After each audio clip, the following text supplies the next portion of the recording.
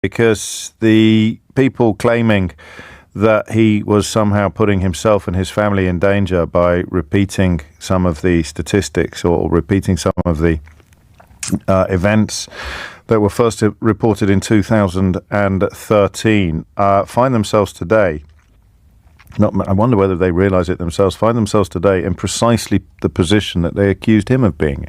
It is them, by using words like boasting and accusing him of irresponsibility, it is they who have, if he has now found himself exposed to more risk than he was previously in, it is as a direct consequence of British journalists and broadcasters completely misreporting and misrepresenting what he has said and what he wrote in his book. I pointed out to you on Monday that the actual words in his book bore no resemblance whatsoever to the coverage that I was seeing, and I speak as a former newspaper journalist. I mean, the gap between what was actually written in his book and what I was seeing in headlines and hearing people who took all of their information from the headlines, I don't know whether or not that gives you a bit more of a break.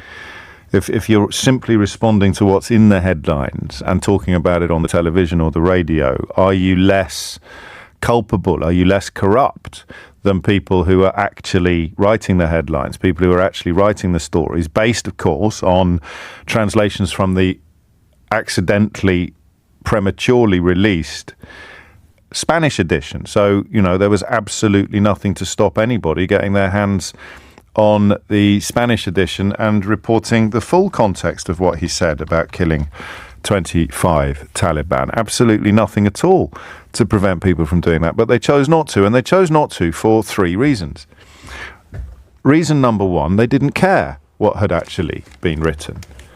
They had, well, that leads into reason three. Reason number two, they didn't know what had actually been written. The fact that they didn't care meant that they didn't bother to find out what had actually been written. And when you marry those two facts together, they're not opinions, they're facts, you come to reason number three why this happened, which is they will do anything they can to hurt him, including taking exactly the same approach to this story that the Taliban took. Talking about people now in the British media who are attacking Prince Harry while rolling out a red carpet for what's his chops? Andrew Potato. I'll say that again. Attacking Prince Harry, a military hero, however you measure it, while rolling out a red carpet for Andrew Potato and claiming that they're somehow patriotic. The same people have now found themselves taking the same approach to the same misrepresentation of a now published story that the Taliban took, the actual Taliban. If you're towing the same line on this story that the Taliban are towing, it's probably time to give your head a bit of a wobble. But that's what hatred does to you. That's what unhinged hatred does to you. And the reasons that lie behind the unhinged hatred directed at this couple would detain us for a lot more than an hour, although obviously misogynoir, which is a word I was only introduced to as a consequence of discussing Meghan Markle's treatment by the British media and establishment, is a large part of it. It extends inevitably to her brother. So there it is. Those three reasons are horrible. What he actually said bears no resemblance whatsoever to what we were told he said by newspapers. And the reason why that happened is because they don't care what he said. They don't want to find out what he actually said, because that would rob them of the opportunity to attack him with what they say he said, but he didn't. That's pretty scary, all right? Now, if you're talking about whether or not a footballer's wife is leaking stories to a newspaper about another footballer's wife, it's hilarious and it doesn't matter. Or whether you're just misrepresenting what a game show contestant or a reality television contestant has done, that also can seem trivial until, of course, a presenter takes her own life in some contexts, in some well-documented examples. So the stakes are always high when you're playing with people's truth.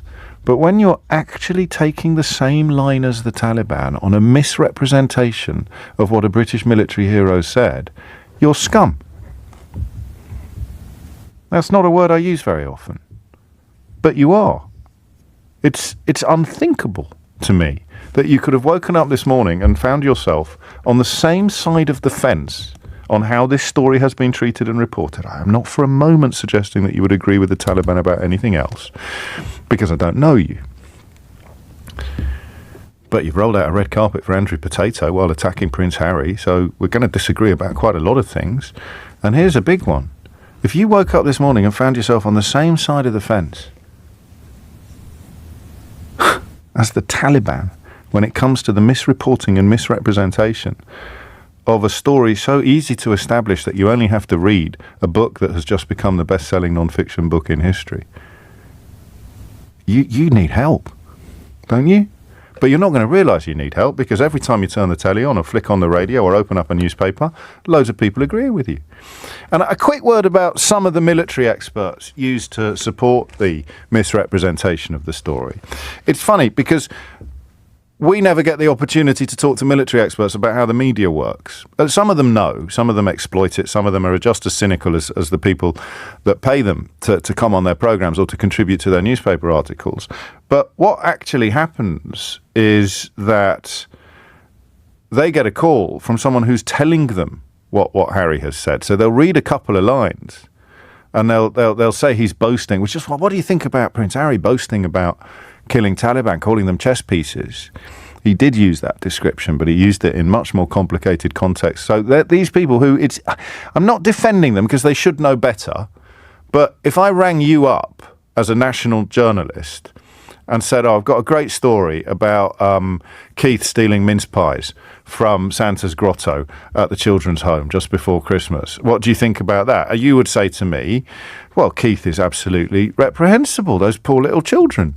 And I think we should have some sort. Can we start an appeal to get them? I mean, no self. He was working as an elf at the time. No self-respecting elf. So you'd phone up an elf expert. And they'd say no self-respecting elf would ever steal mince pies from children in the grotto. So you phone up a military expert and you say, Harry's done this, that and the other. And they say, well, no one would ever do that. And they are, in a sense, they wouldn't get quoted in the paper unless they said exactly what the journalist wanted them to say. So that there you go. That's the closest I will come to a defence. Because you only have to go back to 2013 to see these headlines. And what is remarkable for watchers of Fleet Street is that some of the bylines on these stories are the same as the bylines on the stories attacking him for writing in his book about killing 25 Taliban. So these headlines come from the year 2013. These stories are 10 years old. The Daily Mail. Harry, I have killed. You take a life to save a life, says Apache pilot Prince as he flies out of Afghan war zone. 2013. The Sun. Harry kills Taliban chief. Hero Prince in missile strike on commander. 2013. The Daily Express. Prince Harry reveals he killed Taliban fighters. 2013. Daily Mirror. Harry sensation. I've killed Taliban. Amazing interview as he ends 5-month tour. Prince, we take a life to save a life. It's my job. 2013. And the Daily Star. Harry, I've killed Taliban. Take a life to save a life. 10 years ago. 10 years ago, he told these stories. And yet, for 48 hours, the British media was queuing up to contend that it is absolutely despicable, dishonourable and dangerous for him to do exactly what he did 10 years ago. Now, what's changed since they wrote these headlines? What's changed since they wrote these stories? What's changed since the same people put the same names to these same stories? I don't know. Got married, fell in love, turned his back upon the machine that feeds these organs, these newspapers, and here you are. Or here they are, rather, today, responding to the misrepresentation of a story about a British military hero by taking the same line that the Taliban took. Wow. Let's give it a quick drop and split the orange clean in half.